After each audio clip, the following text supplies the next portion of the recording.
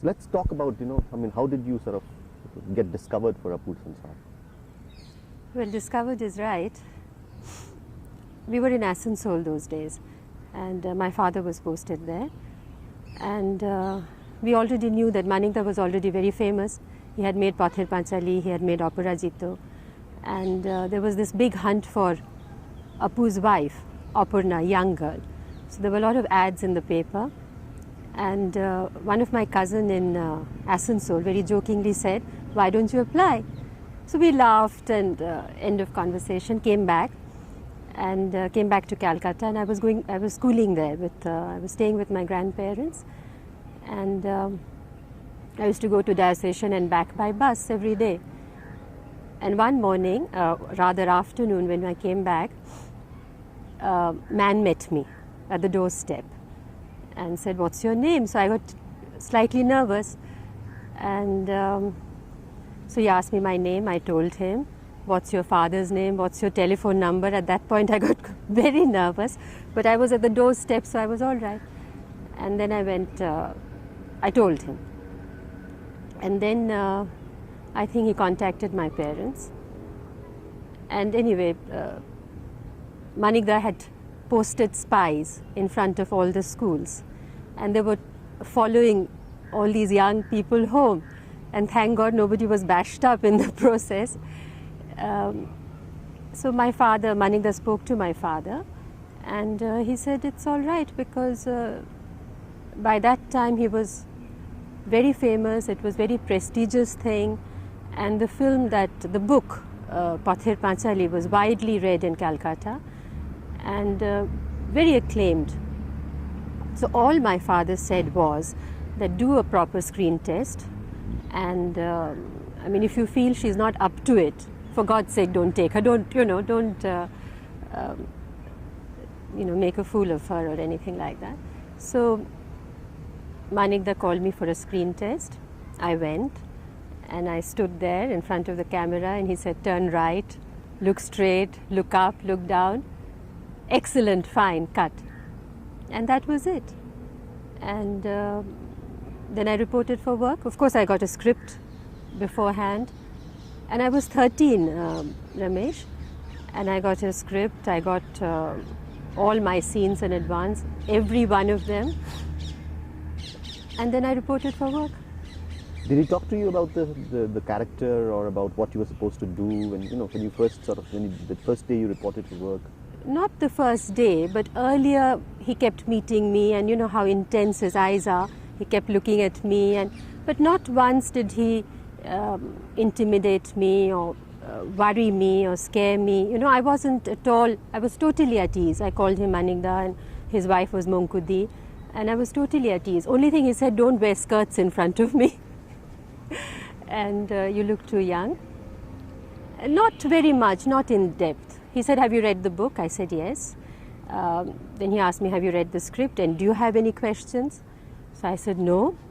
And that was that.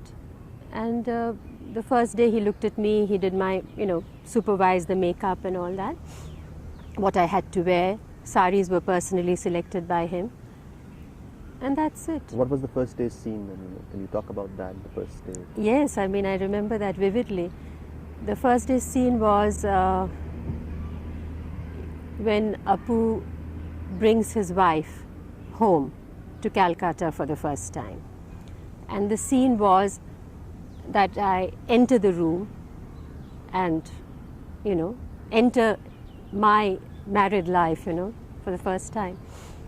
And the scene was, the first shot was that I was in, there was this closed door, and the camera was on the other side of the closed door. And I was behind the closed door with Soumitra. And it was Soumitra's first film also, but not his first days of shooting. So I was standing there, and Soumitra said, "Best of luck." So I said, "Thank you." And I heard Manikda's voice, camera, sound, enter.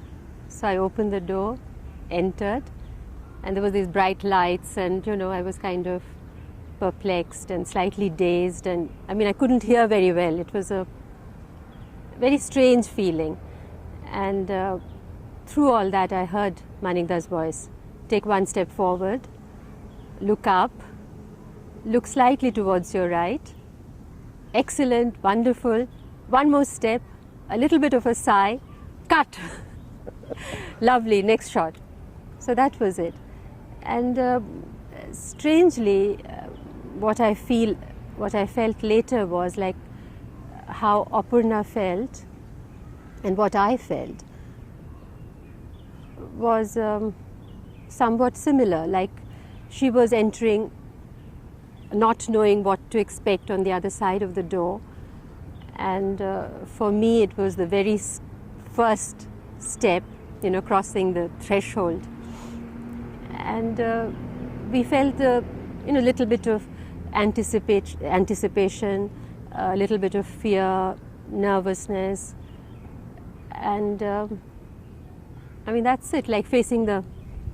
How was he to sort of after you first got initiated into that scene, and how was he to direct you? How did he explain to you the character, the nuance, especially those little touches that he brought in? I still remember that scene, for instance, where you wake up the first morning after your marital night. Yes.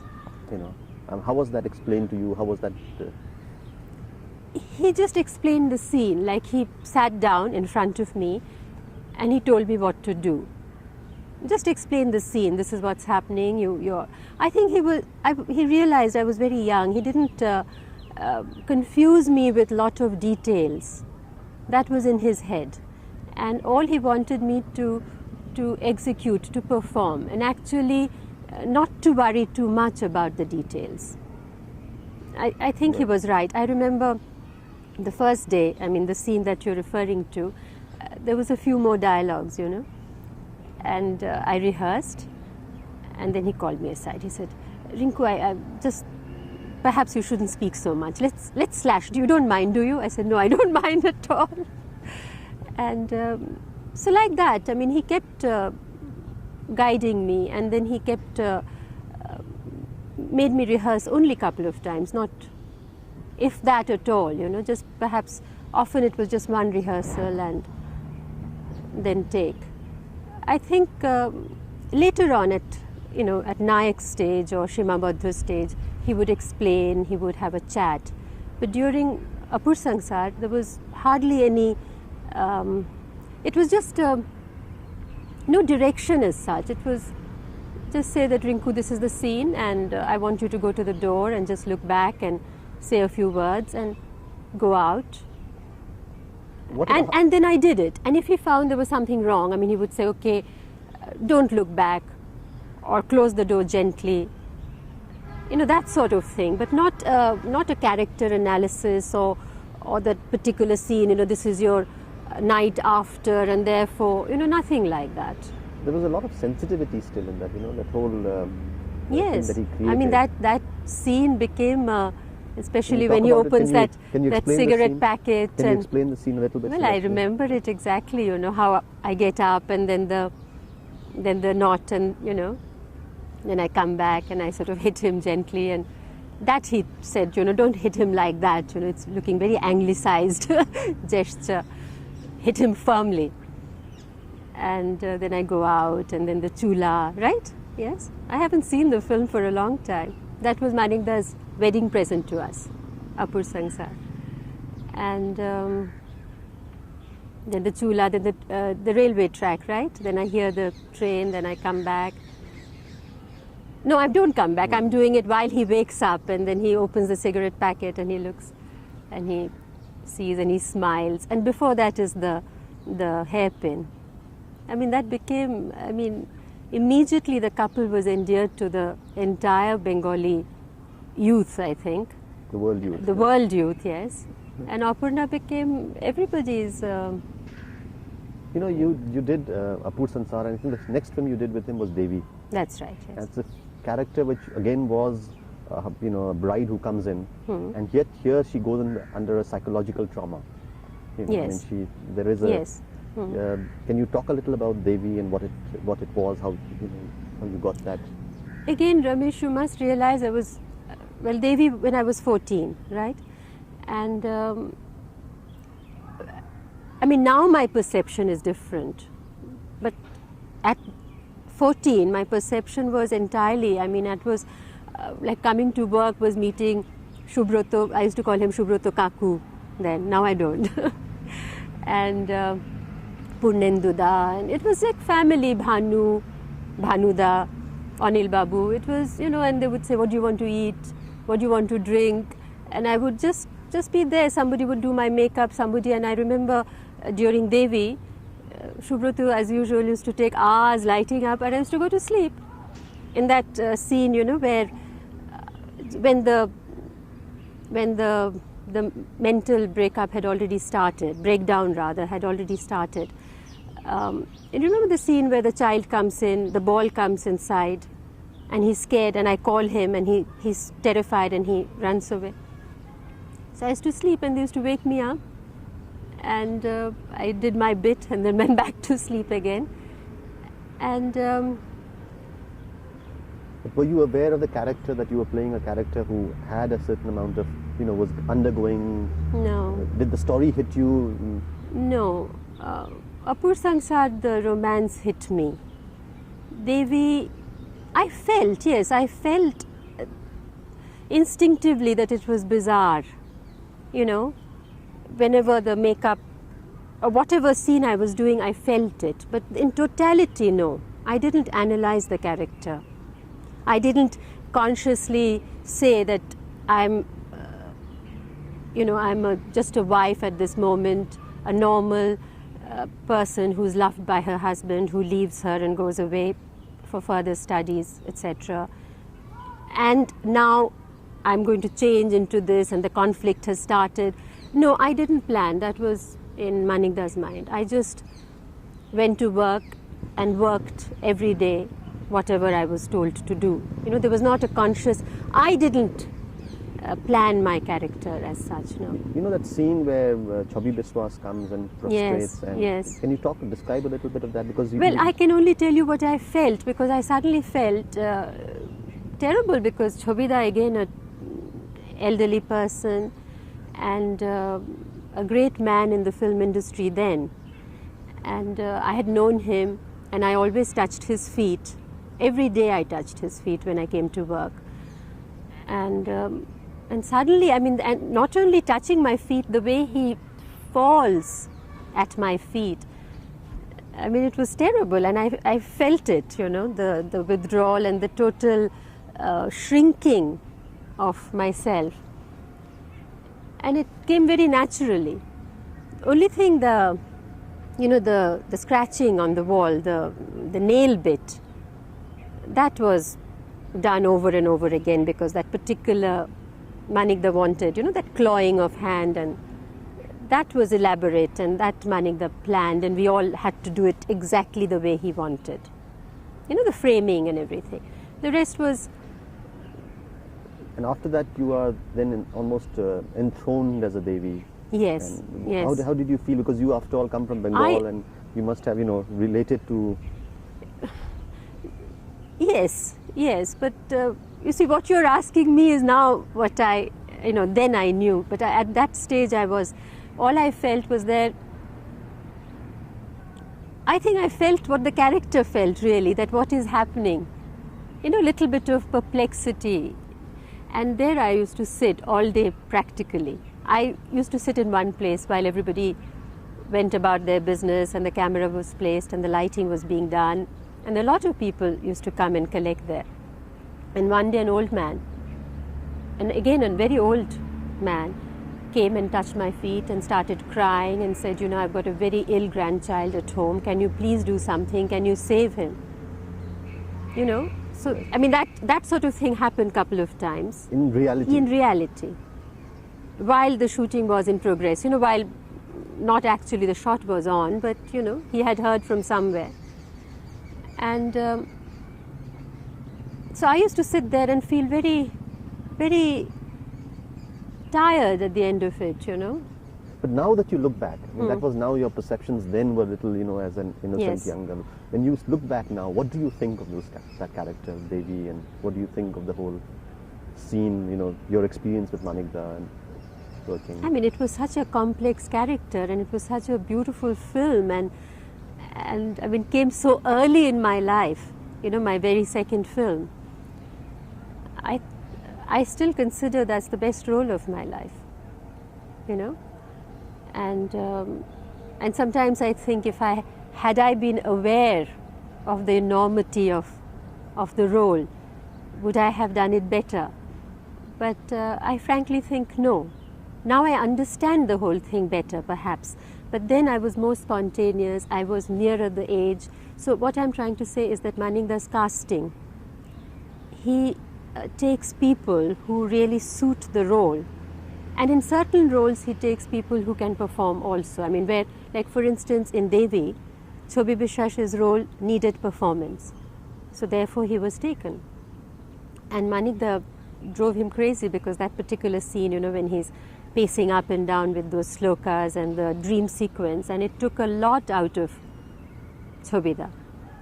But he did it. I mean, it was beautiful to see them work together, Maningda and Chobi Bishwash, who came from a very traditional theatre background. And there were many clashes, but the net result was fantastic, And let's talk a little about, when the kind of you talked about his casting. Yes. Let's talk a little about Maningda now.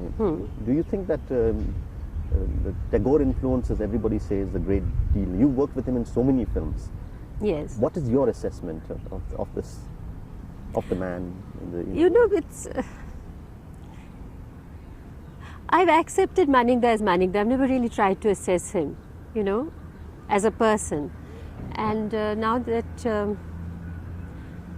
I think he understood Tagore, and I really feel I cannot judge him as such, Ramesh. I really can't. But would you agree with an assessment that he's sort of a Renaissance man, a man of such talent, music, sketching? Absolutely. Absolutely. I haven't worked with any director. He does everything himself. His scripting, the dialogues, the camera operation, the sets, costume, music, everything. The way he whistles, for instance, and even acting, the way in Nayak, that scene, the last scene, the way he told Uttam how to, I heard him say it and then Uttam did it. Uttam did it fantastically well, but not what I saw Maningda do. I've never met anybody with that kind of talent, who's so quiet, and and with his intensity and his eyes, and especially when he directs children, the work he gets out of. And I have worked many times in other films with children, and how painful it is, and how the directors cannot handle. And he every time first take okay. In Apur Shangshar Kajol, of course I didn't personally work with but I saw the work, and in Devi, that little fellow, in Aronit Din Ratri, that little fellow, they were brilliant. And he would just sit down at their eye level, look at them, and just chat, and really not much explaining, just read out the scene and say, I want you to do this, and always eye contact, And they understood. And all the children in Maningda's film are so innocent and intelligent. They are not just acting, but they're so totally relaxed, and I haven't seen anybody in the films that I have worked take that kind of work out of a child. So, and in any other, like I've seen him work with total amateurs, like in Shima Badho's party scene, for instance. And he just makes everybody relax, and when you see on the screen, it's brilliant. You'll think that it's fantastic acting. But it's just that he has been able to relax you to that extent where you are yourself and you're not actually acting. And that's what he wants.